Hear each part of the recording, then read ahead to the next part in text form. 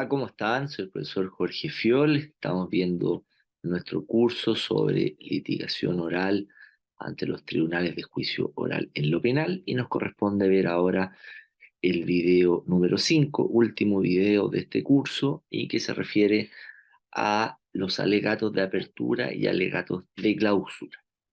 Vamos a dividir el video en la primera mitad en el alegato de apertura y la parte final en el alegato de clausura. Respecto del alegato de apertura, ¿verdad? Y clausura, son, a nuestro entender, parte fundamental del desarrollo del juicio oral. Principalmente el alegato de clausura. La verdad es que el alegato de apertura es una instancia, ¿verdad?, que contempla eh, la audiencia de juicio oral y que en definitiva, si uno midiera la importancia entre ambos, sin lugar a duda que el alegato de clausura es el alegato fundamental respecto de el desarrollo del juicio y de las cuestiones que puede alegar, ¿verdad?, el interviniente, en este caso el abogado, ya sea el fiscal del Ministerio Público o el abogado querellante o el defensor, ¿verdad?, el cual es el momento en que estos intervinientes tienen la oportunidad, ¿verdad?, de hacer sus alegaciones propiamente tales, ¿verdad?, respecto de los temas tanto fácticos como jurídicos que se trae a colación en un determinado juicio. Tener presente que el alegato de clausura se encuentra regulado en el artículo 338, que lo vamos a ver en su oportunidad cuando veamos el alegato de clausura, y el alegato de apertura tiene una regulación, pero más bien no está detallado expresamente como el alegato de clausura, pero sin perjuicio de lo anterior, el artículo 325 del Código Procesal Penal de alguna manera lo regula. Eh, de alguna manera no lo señala tan detalladamente como el alegato de clausura, que tenemos su oportunidad, pero sí el artículo 325 eh, dispone dentro del párrafo relativo al desarrollo del juicio oral, dispone al efecto que el día y hora fijados, el tribunal se constituirá con la asistencia del fiscal, del acusado, de su defensor y de los demás intervinientes. Asimismo, verificará la disponibilidad de los testigos, peritos, intérpretes y demás personas que hubieran sido citadas a la audiencia y declarará iniciado el juicio. El presidente de la sala señalará las acusaciones que eran ser objeto del juicio contenidas en la autoapertura del juicio oral, advertirá al acusado que debe estar atento a lo que oirá y dispondrá oirá y dispondrá que los peritos y los testigos hagan abandono de la sala de la audiencia. Seguidamente concederá la palabra al fiscal para que exponga su acusación, al querellante para que sostenga la acusación, así como la demanda civil si lo hubiere interpuesto. Y acto seguido, el artículo 326, que tiene que ver con la defensa y declaración del acusado, dispone que realizadas, en el inciso primero, realizadas las exposiciones previstas en el artículo anterior, se le indicará al acusado que tiene la posibilidad de ejercer su derecho en conformidad a lo dispuesto en el artículo octavo. Inciso segundo, al efecto se ofrecerá la palabra al abogado defensor, quien podrá exponer los argumentos en que fundare su defensa. Y después se refiere a la declaración del acusado, que ya lo vimos, ¿verdad?, en el video número 1 del presente curso, que señala que asimismo el acusado podrá prestar declaración. En tal caso, el juez presidente de la sala lo permitirá que manifieste libremente lo que creyera conveniente respecto de la o de las acusaciones formuladas. Luego podrá ser interrogado directamente por el fiscal, el querellante y el defensor en ese mismo orden. Finalmente, él o los jueces podrán formularle preguntas destinadas a aclarar sus dichos y por último, en cualquier estado del juicio, el acusado podrá solicitar ser oído con el fin de aclarar o complementar sus dichos. Como pueden apreciar, la verdad es que el artículo 326, de alguna manera, la, eh, el inciso segundo debería haber estado incorporado dentro del artículo 325, a continuación del inciso final, porque en definitiva la práctica, ¿verdad?, de la realización de los juicios orales, que evidentemente eh, está la individualización del tribunal, la individualización de, ¿verdad?, de los intervinientes, la del acusado, ¿verdad?, se da lectura, la autoapertura, y acto seguido se le otorga la palabra a los intervinientes para su alegato de apertura, ¿verdad?, que en primer lugar es el fiscal, en segundo lugar el abogado querellante, si es que lo hubiere, y en tercer lugar es el defensor. Una vez realizado eso, se le ofrece la palabra, ¿verdad?, al acusado y se le pregunta si quiere declarar o no, y se le advierte evidentemente que eh, puede guardar silencio, que dicho el uso, el ejercicio del derecho a guardar silencio no le va a ocasionar ningún perjuicio en su contra, pero en el caso que quiera renunciar y prestar declaración, va a ser interrogado tanto por el fiscal como el abogado creyente si lo hubiera por la defensa, e incluso puede ser también, como señala el artículo 326, inciso tercero, el mismo, los tribunales pueden formular preguntas destinadas a aclarar sus dichos, que ya habíamos visto también en el caso de los testigos, ¿verdad? En el evento que el tribunal realizare preguntas que sobrepasan el límite del hecho de aclarar sus dichos, se puede eventualmente por parte del interviniente incidentar, ¿verdad?, de nulidad respecto a esa situación. Pero más allá de eso, que ya lo habíamos visto en su oportunidad, esa es la dinámica con la que empieza el alegato.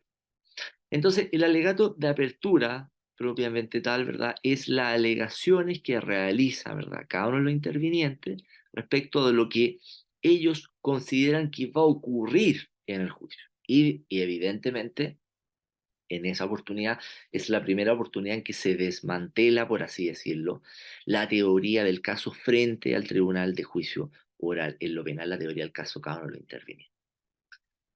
Y en definitiva, es fundamental dado la naturaleza del juicio oral, dado evidentemente el principio de inmediación en su vertiente material, principio de oralidad, principio de concentración, ¿verdad?, que regulan nuestro proceso penal y en particular regulan la situación del juicio oral, es que es en este momento en el cual los intervinientes deben señalarle al tribunal, ¿verdad?, cuáles van a ser sus pretensiones durante la realización del juicio.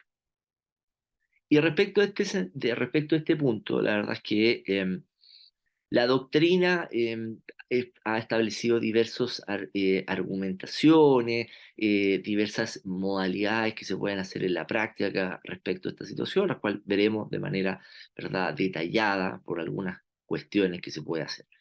Pero lo cierto es que el alegato de apertura, en definitiva, y como señala su nombre, es el momento en el cual el interviniente tiene, ¿verdad?, para señalarle al tribunal sus peticiones y evidentemente lo que ellos consideran que con la prueba rendida el tribunal, ¿verdad?, va a adquirir una determinada convicción respecto de lo que sucedió, ¿verdad?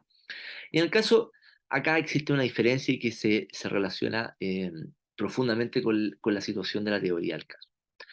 En el caso del Ministerio Público y de la parte querellante, evidentemente su alegato de apertura va a ser, ¿verdad?, o orientado hacia que exista un veredicto condenatorio. No se puede explicar de otra forma, por lo cual, porque evidentemente el Ministerio Público, y si es que existiere abogado querellante, están ejerciendo el ejercicio de la persecución penal, ¿verdad?, del Estado, en el caso del Ministerio Público, y el querellante también el ejercicio de la acción penal, en caso de índole más bien particular. Pero evidentemente ambos ejercen labores de persecución penal. Y para que exista una persecución penal, tiene que evidentemente existir lo básico de toda persecución penal, que es un ilícito penal, ¿verdad?, que se haya cometido en el pasado, porque siempre se juzgan hechos ya acontecidos o supuestamente acontecidos en el pasado. Y para que haya un castigo de ese ilícito penal, tiene que evidentemente haber una persona que haya tenido una participación culpable respecto a ese ilícito penal.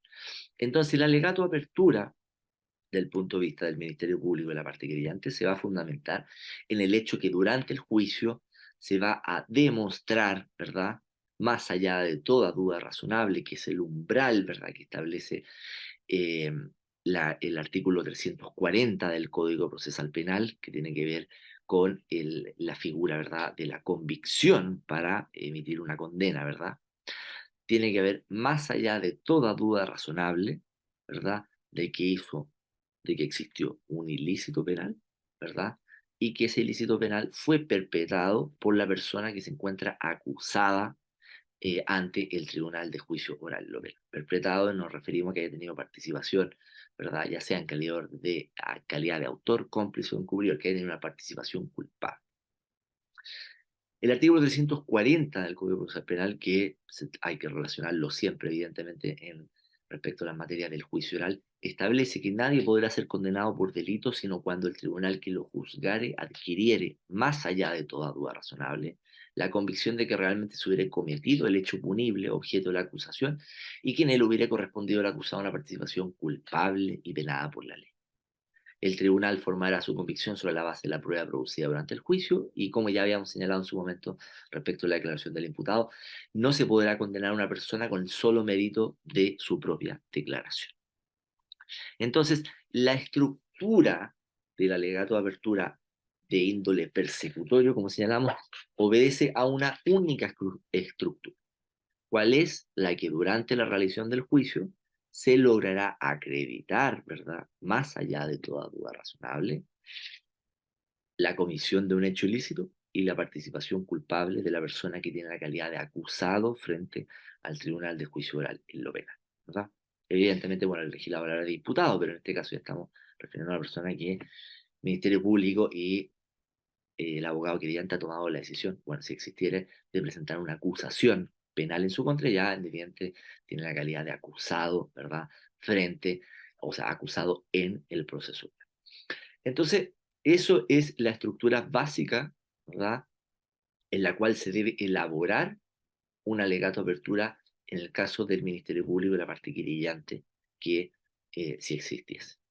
En el caso de la defensa, el alegato de apertura puede diferir de la estructura que ya habíamos señalado y que dimos cuenta en la relación de la teoría del caso, ¿verdad? Porque para el caso de la defensa, evidentemente existen múltiples variables que se pueden desarrollar en base a esta situación.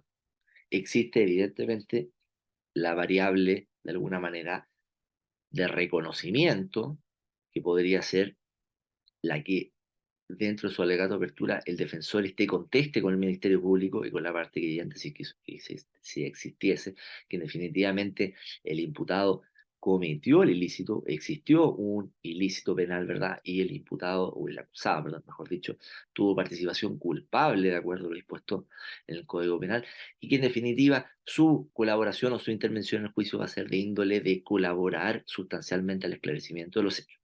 Eso evidentemente puede ocurrir y ocurre muchas veces en casos de crímenes, ¿verdad? En los cuales no se puede terminar una causa sometiéndose a la norma de procedimiento abreviado por cuanto la pena excede del umbral máximo establecido por el legislador. Y en muchos casos, en esos casos, es necesario y obligatorio terminar la causa en un procedimiento, ¿verdad? En un juicio oral. Y en esos casos, evidentemente, si el acusado quiere reconocer el ilícito, ¿verdad? Y colaborar sustancialmente el esclarecimiento, puede evidentemente el defensor realizarlo con su alegato de apertura y ya de antemano señalar que está colaborando, ¿verdad?, al esclarecimiento del hecho y reconociendo el ilícito. Y obviamente, como establece el artículo 340, no puede ser condenado solamente con su declaración, sino que va a ser necesario su declaración y otros medios de prueba que, ¿verdad?, den cuenta de la comisión del ilícito y de la participación culpable.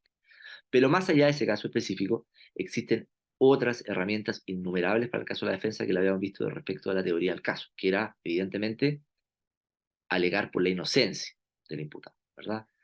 Uno el alegato de apertura puede dar cuenta que, en definitiva, puede que se haya cometido el ilícito penal, ¿verdad? Pero que puede que el acusado no haya tenido participación culpable en él.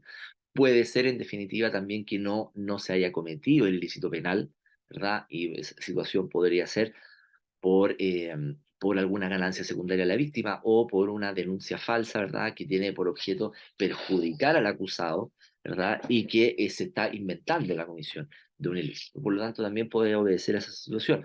Puede ser también dentro de la la inocencia del imputado, también está la figura de la denominada coartada, ¿verdad? Que la persona se encontraba en otro lugar al momento de la comisión del hecho, pero que también se relaciona con la figura de la inocencia del imputado por falta de participación, a diferencia de la inocencia del imputado por, por la no realización del tipo penal, ¿verdad? Por la no existencia del ilícito. También está la vertiente de la recalificación de el ilícito penal, que puede ser que también la defensa considere que en definitiva el acusado tuvo una participación culpable, ¿verdad? Ya sea en calidad de autor, compresión, cubridor, pero que la conducta desplegada por este es un tipo penal distinto de el sostenido por el Ministerio Público y por la parte querellante si existiera. Y evidentemente va a ser un tipo penal de menor entidad lesiva y de menor sanción a imponer, ¿verdad? O sanción a imponer por el legislador. No resultaría lógico que el defensor alegare que su representado no debe ser condenado por un ilícito menor, sino que debe ser condenado por un ilícito mayor. Incluso ahí habría situaciones que podrían eventualmente infringir eh, principio establecido, ¿verdad?, en el artículo 340 del Código Procesal, que tiene que ver en definitiva con la sentencia y la acusación y el, el principio, ¿verdad?, de correlación entre el contenido de la acusación y la sentencia, ¿verdad? Que eso es una norma, que es el artículo 341, que tiene que ver en definitiva y que es discutible en el sentido de cuando el tribunal puede condenar a un acusado por un ilícito de mayor gravedad del cual solicitado por el Ministerio Público o la parte querellante en su acusación. Entonces, en definitiva, esas normas de alguna manera vienen a frenar esta posibilidad, el artículo 341 viene a frenar la posibilidad y eh, si bien la ley lo permite, evidentemente es discutible en el evento que se pueda, incluso hay fallos de la excelentísima Corte Suprema en el sentido que se pueda aumentar la entidad lesiva del ilícito, ¿ya?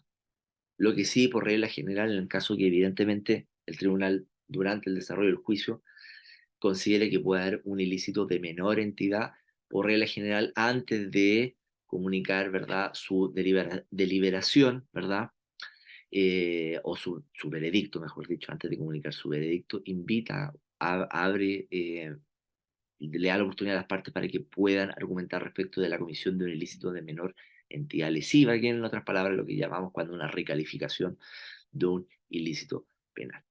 Pero en definitiva, esas son las posibilidades que tiene la defensa respecto de su alegato de apertura.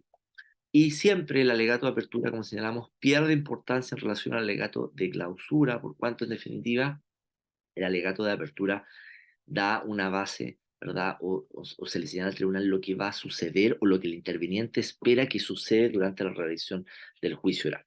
También, evidentemente, como última modalidad de la defensa, que no lo había mencionado anteriormente, está siempre la posibilidad de que con la prueba rendida, ¿verdad?, va a ser una insuficiencia probatoria para poder demostrar los los dos presupuestos fácticos de la sanción penal, que sería evidentemente la realización o la comisión del ilícito penal y la participación culpable del acusado.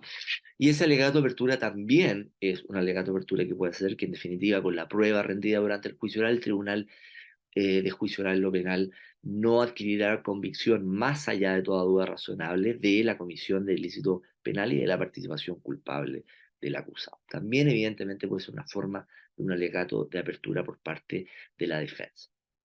Respecto de las consejos o normalmente ideas que se pueden dar, ¿verdad? O que se aconseja para la situación del alegato de apertura, existen diversos consejos, tips que podríamos señalar respecto a esta situación. Normalmente la doctrina se refiere a o establece la regla de que el alegato de apertura tenga algún lema. Normalmente eh, este lema o tema, ¿verdad?, se aconseja usarlo en su alegato de apertura.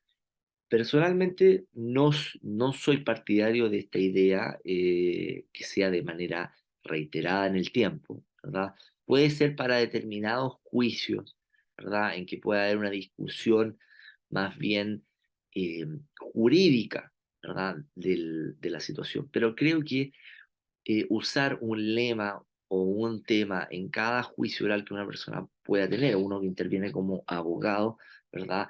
Creo que no es lo más recomendable porque también tiende un poco a reiterar esta situación y, y creo que el alegato de apertura tiene que ser algo más bien breve y más bien situado principalmente a los hechos que se demostrarán en el juicio, ¿verdad?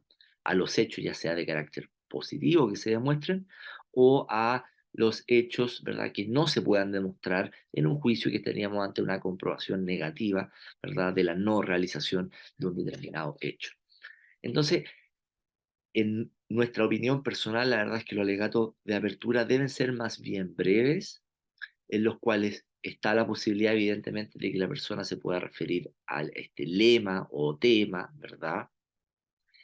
Eh, y explayarse en el sentido de qué es lo que el litigante espera que durante el juicio oral, ¿verdad?, el tribunal logre apreciar.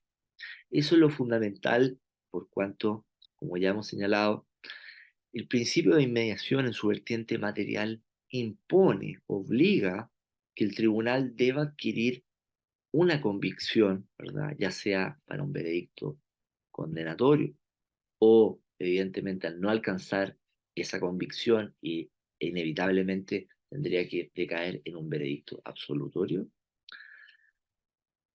debe adquirir esa convicción en base a la prueba rendida en juicio. Y por eso la importancia siempre de traer a colación la vertiente material, ¿verdad?, del principio de inmediación, por cuanto el tribunal debe resolver en base a la prueba rendida en juicio.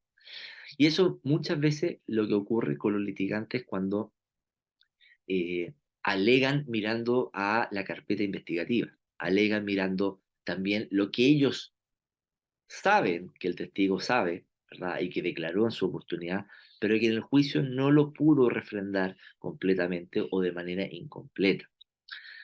Muchas veces se cae en ese problema de también señalar, ¿verdad?, al tribunal que se va a declarar respecto de una enormidad de información que no se logra plasmar en la audiencia de juicio oral. Por lo tanto, nuestro consejo en definitiva es que un alegato de apertura debe ser a su vez ambicioso en la intención, pero también guardar un poco de realidad y de confrontación con la realidad de que la prueba que pueda rendirse y de la información que se pueda incorporar en el juicio.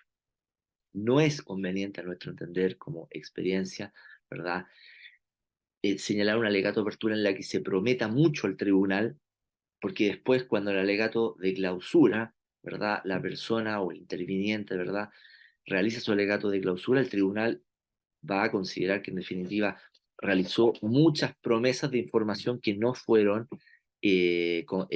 incluidas dentro del juicio oral. Por eso lo importante es tratar de siempre tener un alegato de apertura más bien breve, acotado, que sea ambicioso, y en el cual se refiera principalmente a los factores que ya señalamos, a la teoría del caso del interviniente. En el caso de la persecución penal, como ya lo señalamos, evidentemente la constatación de la comisión de un ilícito penal y de la participación culpable del acusado, ¿verdad?, en los términos de autor, cómplice o encubridor. Y en el caso de la defensa, evidentemente, va a depender de la teoría del caso que adopte y que, en definitiva, prometa al tribunal, ¿verdad?, a través de su alegato de apertura, que no se va a lograr, en definitiva, no se va a lograr establecer, ¿verdad?, el, los supuestos básicos de la sanción penal, por la teoría del caso que señala la defensa, como ya señalamos, que puede ser abogando por la inocencia del acusado, ya sea por falta de participación culpable o por falta de comisión de ilícito penal, ¿verdad?, o recalificando a una figura distinta del ilícito, ¿verdad? O también porque, evidentemente, con la prueba rendida no se va a superar el estándar necesario para que el tribunal pueda adquirir una convicción, ¿verdad? Un veredicto condenatorio. Claramente, si es que el defensor alega por una teoría del caso de colaborativa, en el sentido de reconocer, evidentemente, la comisión de ilícito penal y la participación culpable del acusado, evidentemente ahí su alegato de apertura simplemente se va a delimitar a la colaboración sustancial de que pueda prestar el imputado durante el acusado durante el desarrollo del juicio.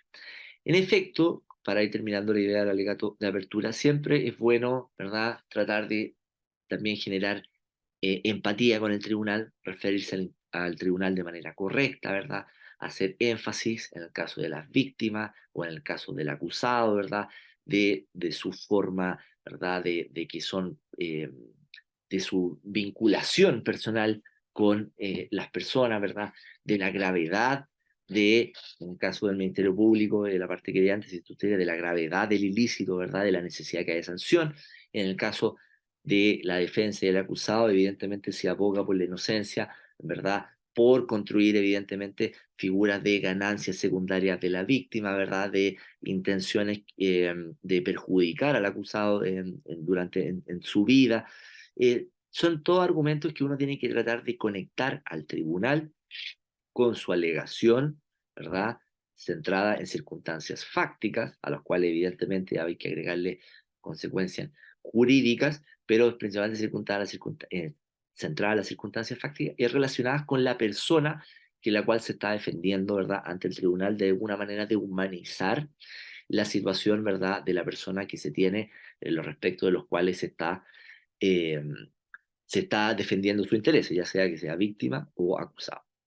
Y por eso que en definitiva son las recomendaciones que uno se le puede hacer, además de las que ya comentamos, o sea, tratar de ser breve, ambicioso, pero evidentemente con apegado a la realidad de la situación, utilizar un lenguaje comprensible para todo el espectador, la verdad, no es necesario utilizar un lenguaje jurídico propiamente, sin perjuicio evidente de hacer referencia a situaciones jurídicas, pero tiene que ser un lenguaje que sea entendible para todas las personas que se encuentran presentes, expresar también palabras que se puedan vincular a sentimientos, a emociones o a ideas, también tener cuenta, observar preponderantemente el comportamiento del tribunal, que eso también lo veremos más claro en el alegato de clausura, y evidentemente dejar las conclusiones para el discurso del alegato de clausura, que va a ser en definitiva la situación fundamental que veremos a continuación.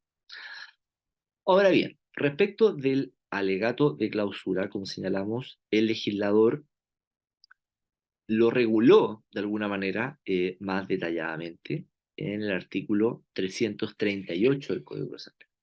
¿Qué es lo que dispone el artículo 338? Dice, concluida la recepción de las pruebas, el juez presidente de sala otorgará sucesivamente la palabra al fiscal, al acusado particular, al actor civil y al defensor para que exponga sus conclusiones. El tribunal tomará en consideración la extensión del juicio para determinar el tiempo que concederá al efecto. Seguidamente se otorgará al fiscal, al acusador particular, al actor civil y al defensor la posibilidad de réplica. Las respectivas réplicas solo podrán referirse a las conclusiones planteadas por las demás partes. Por último, se otorgará al acusado la palabra para que manifestare lo que estimare conveniente. A continuación se declarará cerrado el debate. Evidentemente, el alegato de clausura tiene lugar una vez que se haya terminado con la rendición de prueba de todos los intervinientes.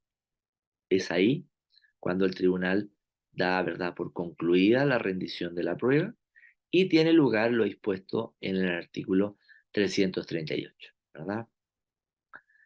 En el cual se le otorga los alegatos de clausura a todos los intervinientes, ¿verdad? Y se declarará con posterioridad a eso cerrado el debate. Evidentemente, previo a eso se le otorga la palabra al acusado si quiere manifestar cualquier situación relacionada con el juicio, lo cual no constituye una nueva declaración, ¿verdad? Y el tribunal da por cerrado el debate. Entonces, la situación del alegato de clausura, como señalamos, o la realización del alegato de clausura, en definitiva, tiene que ver, a nuestro entender, es más importante que el alegato de apertura, porque el alegato de clausura es la oportunidad que tiene el litigante para poder cerrar su teoría del caso que fue expresada ante el Tribunal de Juicio Oral en lo penal, ¿verdad? Tomando en consideración lo señalado en el alegato de apertura, que se puede hacer una breve referencia, ¿verdad?, a lo que se señaló al principio del juicio, tomando en consideración la prueba rendida y tomando en consideración en su alegato de clausura las situaciones jurídicas o las normas jurídicas que hagan con esa situación y la construcción de los elementos, ¿verdad? En el caso del tipo penal, ¿verdad? O en el caso de la valoración, en el caso de la participación culpable, en el caso de la falta de participación, evidentemente, todas esas situaciones tienen que tenerse en cuenta para el alegato de clausura. Y el alegato de clausura es importante, como señalábamos, remitirnos exclusivamente a el principio de inmediación en su vertiente material, con relacionado, ¿verdad?, con las proposiciones fácticas que se desarrollaron durante el juicio. Eso es lo cual el interviniente debe prestar absoluta atención y su alegato de clausura debe ser en ese sentido. Las alegaciones jurídicas, evidentemente, van a estar dentro del alegato de clausura y, evidentemente, van a depender si es que se está cuestionando el tipo penal, ¿verdad? En el caso de la defensa, o si se está cuestionando, en definitiva, ¿verdad? También por parte de la defensa el tipo penal, o evidentemente la participación culpable. En el caso que se estuviera cuestionando la inocencia, ¿verdad? Del, del, del acusado, evidentemente el tipo penal puede ir a una discusión ya no más bien jurídica, sino que en el evento que su teoría del caso sea por alguna manera una coartada que no estaba en el lugar, evidentemente el defensor va a tener que enfocarse respecto de esa situación. Pero por regla general, los cuestionamientos van a ir en ese sentido. En el caso del Ministerio Público, también el Ministerio Público, su alegato de clausura, y que es bastante característico del Ministerio Público, también de la parte querellante, va a ser que en definitiva, a juicio, ¿verdad?, de este interviniente, durante la realización del juicio se logró acreditar lo que el Ministerio Público de la parte querellante, si es que existiera, señaló en su alegato de apertura. Era que, en definitiva, se acreditó la comisión de un ilícito penal y la participación culpable del acusado. En el caso del Ministerio Público, como señalamos, como tiene una sola teoría del caso posible, evidentemente su alegato de clausura debe ir en relación con esa situación. Cuestión distinta que puede ocurrir también y que dependerá también de la voluntad del fiscal y del abogado querellante, ¿verdad? Que no ocurre muchas veces también porque el Ministerio Público también insiste con la persecución hasta el final del juicio, pero podría ocurrir que durante la realización del juicio, evidentemente, la rendición de la prueba sea de una calidad tan insuficiente y que haya sido tan contradictoria entre sí y que no haya permitido ni siquiera al fiscal hacerse una idea en definitiva de que se logró acreditar, ¿verdad?, el ilícito penal y la participación culpable del acusado, el Ministerio Público perfectamente podría en su alegato de clausura y ciñéndose al principio de objetividad que rige las actuaciones de los fiscales del Ministerio Público, perfectamente podría solicitar la absolución del acusado si es que a su juicio consideró que durante el juicio oral, ¿verdad?, los medios de prueba no son suficientes para adquirir, para que el tribunal adquiera la convicción, ¿verdad?, más allá de toda duda razonable de la comisión del ilícito penal y de la participación culpable del acusado. Esa situación rara vez ocurre, puede ocurrir, el legislador tampoco lo prohíbe y podría perfectamente ocurrir, pero por regla general el Ministerio Público va a insistir en que eh, haya sido la prueba que haya sido durante la revisión del juicio, a su juicio se logró acreditar el ilícito penal y la participación culpable, porque también evidentemente es parte de su rol dentro del proceso penal. Y en el caso del abogado querellante también evidentemente va a insistir por esa situación. En el caso de la defensa, la situación, como señalamos, ya es diversa porque el alegato de clausura por parte de la defensa puede tener una mutación, ¿verdad?, en relación con el alegato de apertura. Puede perfectamente una defensa señalar, ¿verdad?, en el alegato de apertura que no se va, con la prueba rendida en juicio, no se va a lograr acreditar, más allá de toda duda razonable, la comisión de un determinado ilícito penal, ¿verdad?, y la participación culpable, y puede que incluso en el alegato de clausura el defensor señale de manera subsidiaria que aún así en el evento que el tribunal considere que se logró acreditar la participación culpable y la comisión de un ilícito penal, puede el defensor argumentar como alegato de clausura que a su juicio el ilícito penal sería de una menor entidad y ahí tendría que ser referencia, ¿verdad?, a los elementos de los distintos tipos penales en juego y ahí tendría que ser un análisis más bien jurídico. Pero salvo ese caso excepcional y salvo el caso en que la teoría del caso, ¿verdad?, de la defensa fuese una colaboración, ¿verdad?, del acusado durante el juicio, en el sentido de reconocer la comisión del ilícito penal y su participación culpable, evidentemente su alegato de clausura va a ir en el índole de que ha colaborado sustancialmente en el esclarecimiento del hecho, evidentemente para obtener una atenuante, ¿verdad?, que iría en relación con esa situación.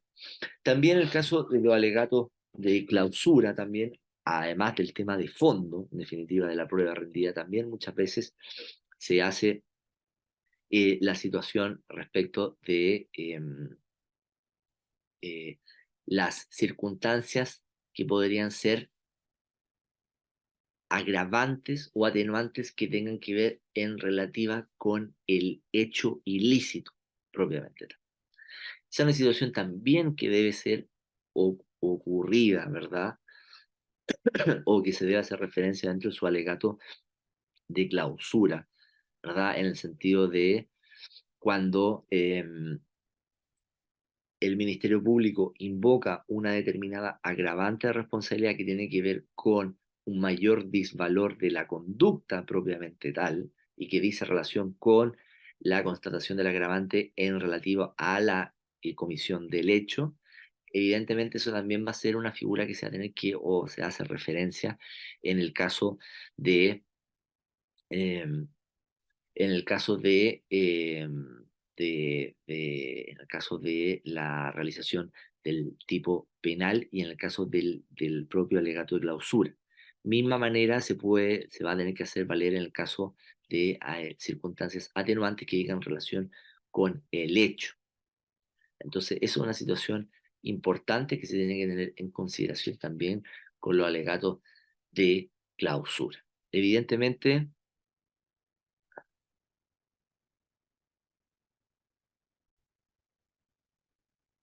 Evidentemente, como señalábamos, la situación, a pesar de que evidentemente la concurrencia de circunstancias agravante o atenuante va a tener solo vinculación en el caso de que exista un veredicto condenatorio y especialmente dispuesto en el artículo 343, en el caso de atenuantes o agravantes que digan relación con el hecho propiamente tal, también van a tener que ser objeto de prueba durante la realización del juicio. Por eso que también, evidentemente, la parte que invocare estas circunstancias modificatorias de responsabilidad también va a tener que hacer mención de estas al momento, en definitiva, de su alegato de clausura. Respecto de las normales características o recomendaciones prácticas que se pueden hacer en esta situación, la verdad es que la doctrina establece diversas recomendaciones, estructuras, la verdad es que tiene que ver en definitiva con algo que dependerá de la forma de litigar que tenga cada uno de los intervinientes, ¿ya? Principalmente lo que se tiene que enfocar en definitiva el interviniente y que es lo que es fundamental es, a nuestro entender, ¿verdad? Las conclusiones del interviniente respecto de la prueba rendida en juicio, ¿verdad? Las conclusiones que tienen que ver con circunstancias fácticas y con circunstancias jurídicas que van relacionadas a su vez con circunstancias fácticas efectivamente producidas en el juicio. Y esa situación tiene que adecuarlo con su teoría del caso, ¿ya? Eso es lo fundamental de un alegato de clausura. Evidentemente, dar a conocer al tribunal la opinión del interviniente respecto de esa situación en particular, ¿verdad? Siempre relacionado con su teoría del caso que ya la anunció al alegato de apertura. También se suele normalmente señalar, ¿verdad?, o tener siempre en consideración la valoración de la prueba que debe hacer el tribunal, de acuerdo al dispuesto en el artículo 297 del Código Procesal Penal, ¿verdad? De acuerdo a las reglas de la lógica, las máximas de la experiencia y los conocimientos científicamente afianzados.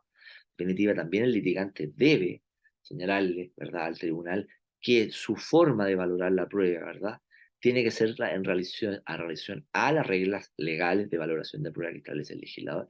Y en base a esas reglas legales, como el litigante entiende, ¿verdad?, que o se logró acreditar en el caso de la persecución, o no se logró acreditar, o si se logró acreditar, se logró acreditar una forma residual, ¿verdad?, de tipicidad en el caso, o también podría ser una forma residual de participación también respecto del acusado. Pero lo concreto es que en definitiva va a depender mucho de la forma en que litigue la persona y siempre teniendo en cuenta, evidentemente, actuando siempre con respeto hacia el tribunal y obviamente con respeto hacia los otros intervinientes y siempre de una manera similar a lo del alegato apertura, o sea, usar un sentido coloquial, ¿verdad? Más que coloquial, un discurso que pueda ser entendido por todas las personas. En este caso, el alegato de clausura puede que no sea breve, se recomienda no ser breve en esto, tampoco se recomienda que sea una extensión exagerada, dependerá obviamente de la cantidad de días de duración del juicio oral, ¿verdad? Y la cantidad de información que se haya rendido. Pero principalmente esas son las, las consejos que se pueden. Y siempre, a nuestro entender, lo fundamental, y como ya hemos sido reiterativos con el punto, es la vertiente material del principio de inmediación. Evidentemente, el litigante, al hacer su alegato de clausura, debe siempre referirse a la prueba rendida en juicio. Eso es un tema que muchas veces ocurre, que los litigantes se refieren a declaraciones que dieron o usan declaraciones que dieron, ¿verdad? O información que fue aportada durante la etapa investigativa. Pero lo cierto es que el tribunal debe resolver en base a la prueba que haya y la inmediación material, ¿verdad? A la prueba que se haya rendido. Entonces, respecto del alegato de clausura, teniendo siempre en consideración esa vertiente, en el caso de la defensa también teniendo siempre en consideración el límite, ¿verdad? O el umbral mínimo para que una persona pueda ser condenada, ¿verdad? Que está en el artículo 340, que es más allá de toda duda razonable, ¿verdad? Se debe tomar en cuenta esos ambas principios, por así decirlo, y tenerlo en consideración para la construcción de un alegato de cláusula. Y en esa cosa hay posibilidades que se acostumbra a señalar, hay dos formas de señalar. La primera forma es repasar en su totalidad la prueba rendida, que a nuestro entender es una forma válida, pero consideramos que no es la forma más efectiva. Evidentemente se puede hacer, pero consideramos que en el evento que el litigante haga una lectura prácticamente completa de las declaraciones, no tiene ningún sentido, ni tampoco una lectura resumida de lo que declararon cada uno de los testigos y medios de prueba, porque la verdad no pierde un poco la concentración del tribunal respecto a eso.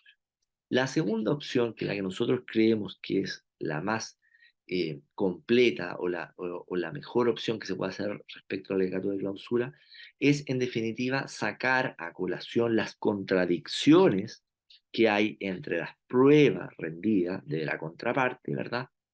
En base a la acusación propiamente tal y el objeto del juicio. Siempre no hay que olvidarse que el juicio penal tiene un objeto, y un objeto claro que es determinar si se cometió un determinado ilícito penal en el tiempo pasado y si esa comisión del ilícito penal se le puede imputar personalmente a una determinada persona bajo los títulos de participación penal que sanciona el Código Penal, como ya sabemos, los casos de autor, cómplice o encubridor. Ese es el objeto principal del juicio. Por lo tanto, evidentemente, los alegatos de clausura deben relacionarse a ese objeto principal. No puede un alegato de apertura relacionarse a la vida social del acusado o si tiene o no antecedentes penales o su forma de relacionarse durante el juicio, por más que pueda ser muy reprochable éticamente, pero no tiene vinculación con el objeto central del juicio oral, que ya lo hemos señalado, ¿verdad? Que es ilícito penal y la participación culpable. Entonces, el alegato de clausura, a nuestro entender, la forma correcta de realizarlo, ya habiéndose señalado todo lo anterior, y sin perjuicio de resumir brevemente o puntos medulares de la declaración de los testigos, de los peritos que hubiesen intervenido en el juicio oral, tiene que ver en definitiva con adecuar la teoría del caso del interviniente a su alegato de clausura, tomando en consideración los propuestos fácticos que se hayan demostrado o no logrado demostrar, en atención también a las normas jurídicas y sacando siempre a luz estas contradicciones respecto de las proposiciones de la contraparte. Lo que la contraparte prometió ofrecer, ¿verdad? Que se iba a demostrar en un juicio y no se logró demostrar porque de alguna manera también destruye, en el caso de la defensa principalmente, destruye la persecución penal, ¿verdad? Y siembra dudas respecto de la efectividad de la ocurrencia del ilícito y de la participación culpable que puede haber tenido el acusado respecto de ese ilícito penal.